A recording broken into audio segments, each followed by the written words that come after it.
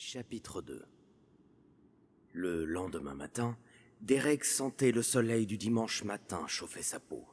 Cependant, il ne souhaitait pas ouvrir ses yeux de peur de découvrir que ce qu'il s'était passé la veille n'était qu'un doux rêve. Au bout d'une dizaine de minutes, il finit par s'y résoudre. Ce n'était pas d'ici qu'il pourrait s'en rendre compte.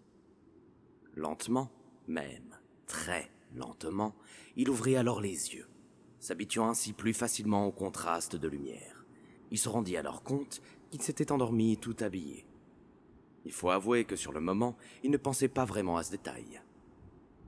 Il était vraiment trop absorbé par le souvenir de cette jeune femme enchanteresse que, selon lui, le destin avait mise sur sa route.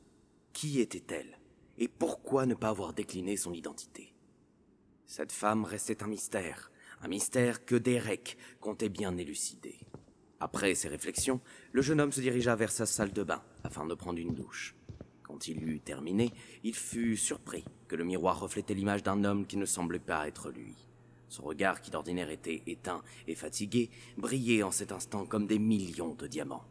Cela lui donnait l'impression d'avoir rajeuni de 2 ans, tout au plus. Un seul détail le laissait paraître plus âgé. Sa barbe, vieille de 2 jours. Il s'empara alors de sa crème et de son rasoir électrique et entreprit le rituel du rasage.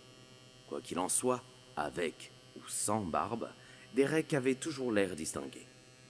Se débarrassant de la serviette qu'il avait nouée autour de sa taille, il enfila des vêtements propres. Pendant tout ce temps, Derek ne cessait de penser à elle. Il essayait de mettre un nom sur son visage.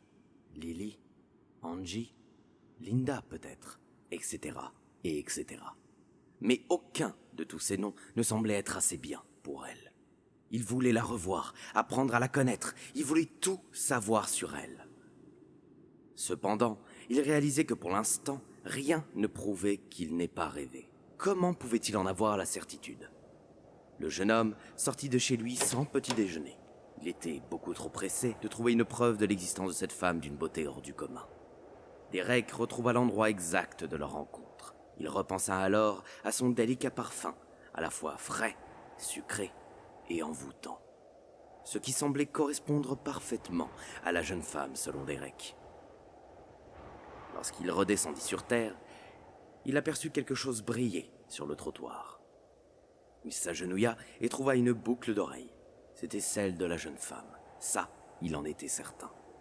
Elle était comme dans son souvenir, couleur rouge et or et en forme de vrille.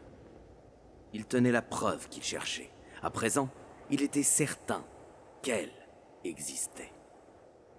Derek se mit alors à espérer qu'une fois qu'elle se rendrait compte de la disparition de sa boucle, l'inconnu reviendrait ici, espérant l'y retrouver.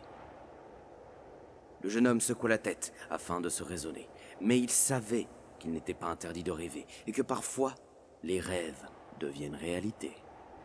Et puis, était-ce si mal d'espérer la revoir? Il ne savait pas à quel point.